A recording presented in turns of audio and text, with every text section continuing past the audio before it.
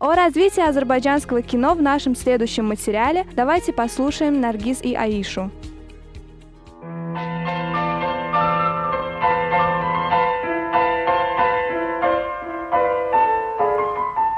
Вы слушаете «Экран Шебеке», эфир, где мы не просто говорим о кино, а возвращаемся к его душе.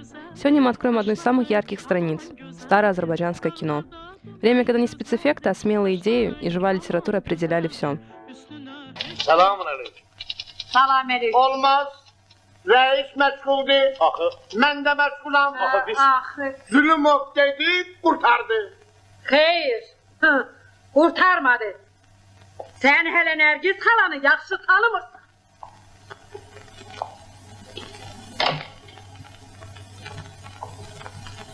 Qəmisiyedir. Deputatdır. Yox, Yuxarıdan gəlir.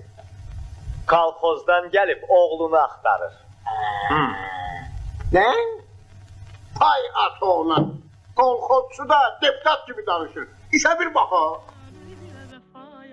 Многие ленты были сняты по произведениям, которые открыто критиковали невежество, неравенство и страх перемен. Вспомним «Ölüler» по пьесе Джалила Маметкулизаде, сатиру, которая била прямо в сердце устаревших традиций. Или «Аршин Малалан» по оперетте Узейра Гаджибекова, легкую историю с очень смелой мыслью о свободе выбора. Изюминка этих фильмов в глубине, спрятанной под простотой.